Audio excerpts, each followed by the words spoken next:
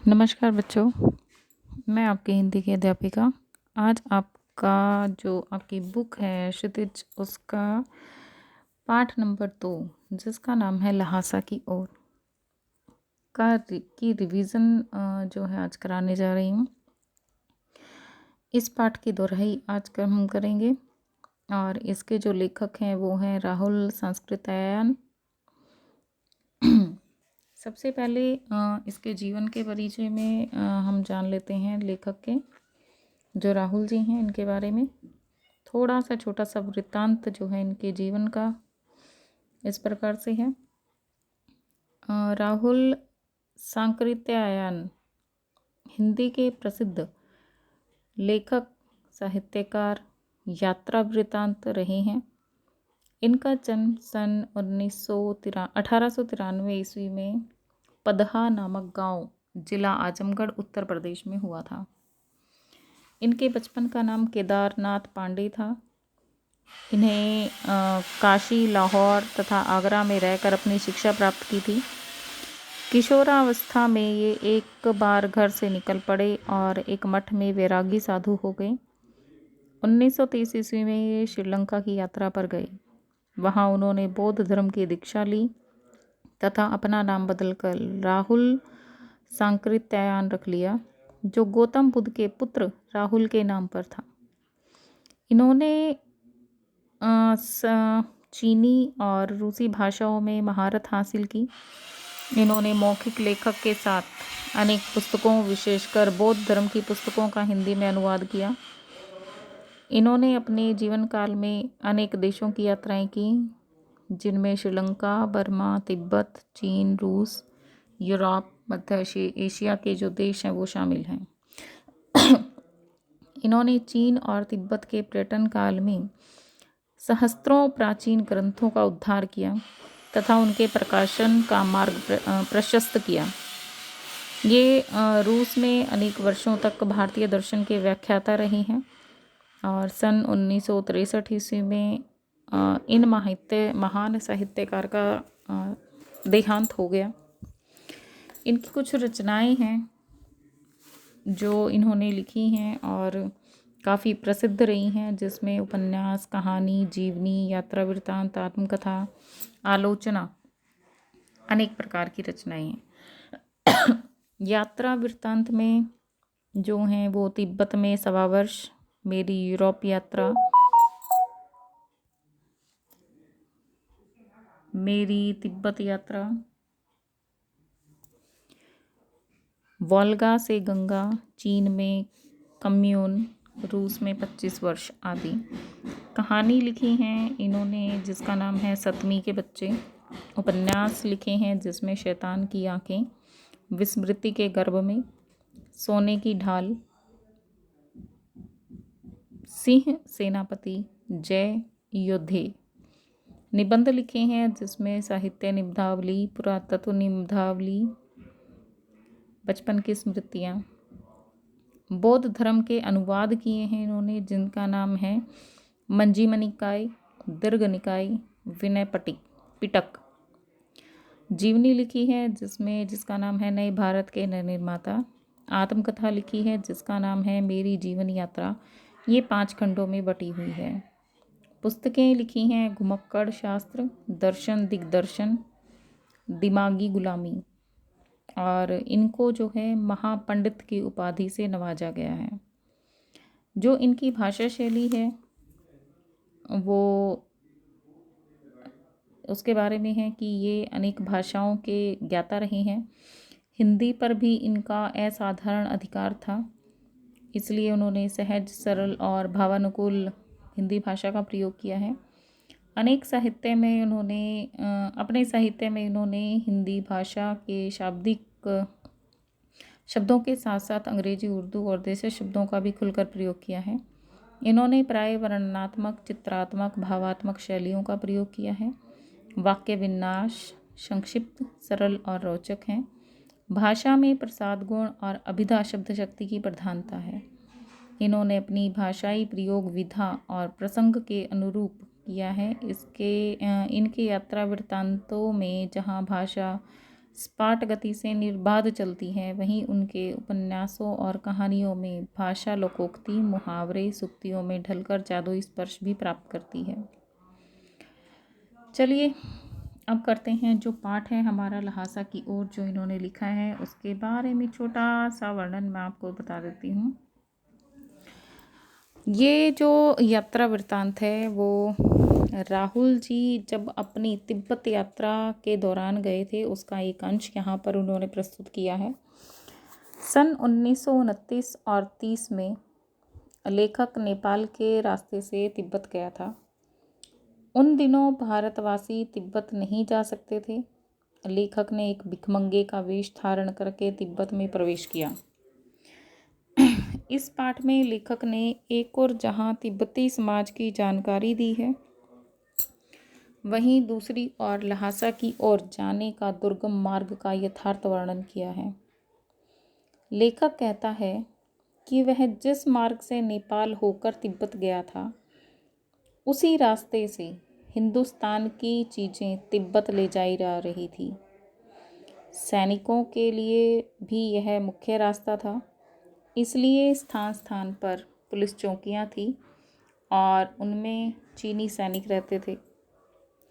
लेखक यहाँ स्पष्ट करता है कि तिब्बत में यात्रियों को अनेक तकलीफ़ें सहन करनी पड़ती हैं। वहाँ जाति पाति, छुआछूत को कोई नहीं जानता, ना ही वहाँ की औरतें पर्दा करती हैं। अपरिचित होने पर भी वहाँ के लोग काफ़ी सहायता करने वाले हैं और इज्जत करने वाले हैं।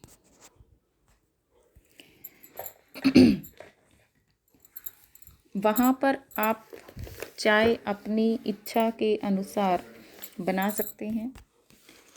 मार्ग में लेखक का परिचय बंगोल भिक्षुक सुमति से हुआ था,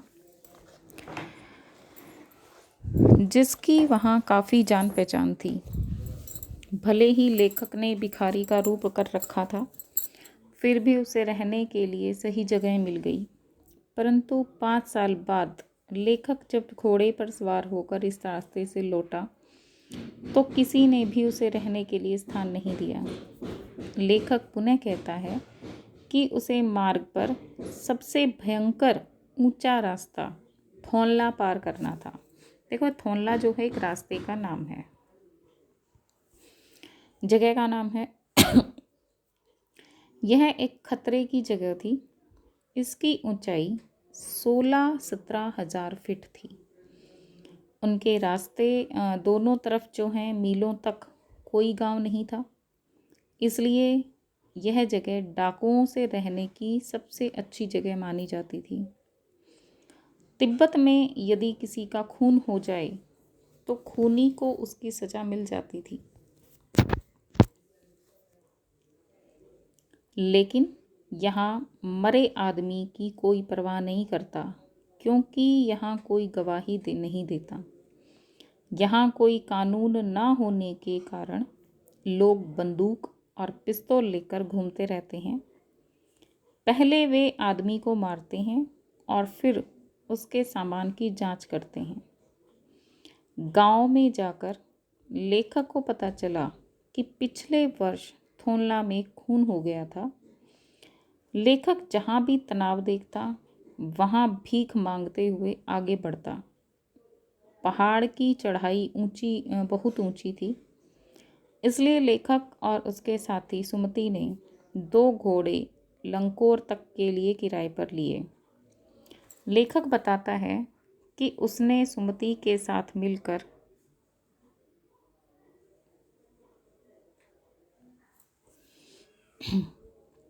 एक जगह चाय पी।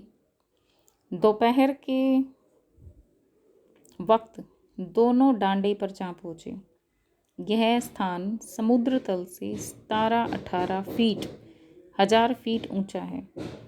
ऊंचे चबूतरे से पहाड़ बिना बर्फ तथा हरियाली के दिखाई दे रहे थे। उत्तर की तरफ बहुत कम बर्फ वाली चोटियाँ थी। सबसे ऊंचे स्थान पर डांडे देवता का स्थान था, जहाँ पत्थरों के ढेर, जानवरों के सींग तथा रंग बिरंगे रंगों की झंडियाँ थीं। अब उतराई का समय आ गया था लेकिन लेखक का घोड़ा धीरे धीरे चलने लगा। लेखक ने सोचा कि शायद वह थक गया है, इसलिए वह पीछे रह गया है। एक स्थान पर दो रास्ते फूट रहे थे। लेखक ने सोचा बाएं रास्ते पर 1.5 मील तक वह आगे गया, लेकिन वहां जाकर पता चला कि लंकोर का रास्ता दाहिने वाला था। वापस आकर लेखक सही रास्ते पर चलने लगा।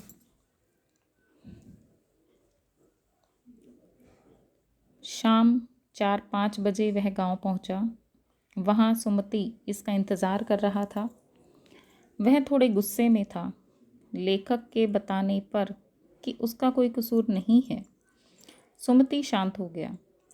लंकोर में दोनों को ठहरने के लिए एक अच्छा सा स्थान मिल गया, जहां उन्होंने सबसे पहले चाय, सत्तू और फिर रात को उनको थुकप्पा मिला। देखो, चाय और सत्तू जो है, चाय पीने का पेय है, सत्तू खाया जाता है, और रात को थुकप्पा भी मिला था, जो कि वो भी एक खाने की चीज़ है। अब लेखक और उसका साथी टिहरी के विशाल मैदान में जा पहुँचे थे, जो पहाड़ों से घिरा हुआ टापू जैसा लगता था। वहीं पर टिहरी समाधि गिरी नाम की छोटी सी पहाड़ी थी। वहाँ के गांव में सुमति के बहुत से यजमान थे, जिन्हें वह रंगीन कपड़े के गंडे बनाकर देता था। वह अपने यजमानों के यहाँ कुछ दिन ठहरना चाहता था। लेखक को लगा कि इस काम में तो 1 हफ्ता लग जाएगा। अतः लेखक ने सुमति को सुझाव दिया कि वह उसी गांव में गंडे बांटे और आसपास के गांव में ना जाए। इसके बदले में वह उसे लहासा पहुंचकर कुछ पैसे देगा। सुमति उसकी बात मान गया। अगले दिन उन्होंने कोई भी भार वाक नहीं मिला और उनको पैदल ही धूप में चलना पड़ा। तिब्बत की धूप बहुत कड़ी होती है। मनुष्य सूरज की ओर मुँह करके चलता है, जिससे ललाट धूप से जलने लगता है और कंधा बर्फ़ के समान ठंडा होता है। दोनों ने अपनी अपनी पीठ पर चीज़ें लादी और डंडा लेकर चल पड़ी। सुमति अपने यजमान से मिलने का बहाना करके शेकर विहार की ओर चलने लगे। तिब्बत की भूमि में अनेक जागीरों में बटी हुई थी। इसका अधिकतर भाग मठों के हाथ में है, लेकिन जागीरदार स्वयं खेती करते हैं। सारा प्रबंध एक भिक्षुक करता है और वह जागीरदार के आदमियों के लिए राजा के समान होता है। शेकर विहार का मुखिया बड़ा सज्जन व्यक्ति था। उसने लेखक का प्रेम से स्वागत किया। दोनों एक मंदिर में गए। वहाँ बुद्ध वचन अनुवाद की 103 पोथियाँ रखी हुई थी। वहीं लेखक का आसन लगाया गया। मोटे कागजों पर लिखी एक पोथी का वजन 15 सेर से कम नहीं होगा। सुमति आसपास के यजमानों से मिलने चला गया। लेखक पुस्तकों को पढ़ने लगा। सौभाग्य से सुमति एक दिन बाद वापस लौट आया। दोनों ने अपना अपना सामान पीठ पर लादा और भिक्षु नमसे से विदाई लेकर वे चल पड़े। अब यहाँ पर जो है हमारे पाठ की समाप्ति होती है, और ये एक रिवीजन वीडियो थी जिसमें आपको पाठ का सारांश बताया गया है कि इस पाठ में क्या है। कल की जो वीडियो होगी उसमें हम इसके अभ्यास के प्रश्न और कुछ जो एक्स्ट्रा क्वेश्चन हैं उसकी हम रिवीजन करेंगे, ताकि आप ये ना भूलें कि पाठ में क्या है क्या नहीं है। कुछ इम्पोर्टेंट क्वेश्चन हैं जिस पर हम चर्चा भी करेंगे। तब तक आप इस वीडियो को अच्छे से ध्यान से सुन लीजिए, पढ़ लीजिए और समझिए कि इस पाठ में क्या बताया गया है। जब तक कि आप पाठ को अच्छे से नहीं पढ़ोगे कोई भी क्वेश्चन का जवाब जो है आप पूर्णता से नहीं दे पाओगे। अगर आपने पाठ को अच्छे से पढ़ लिया है, समझ लिया है, एक एक लाइन जो है जब आप पाठ की पढ़ते हो तो आपका जो है वो चैप्टर आपको अच्छे से समझ में आ जाता है और आप जो हो उसका कोई भी प्रश्न पूछ लिया जाए पाठ में से तो आप उसका अच्छे से जवाब दे सकते हो।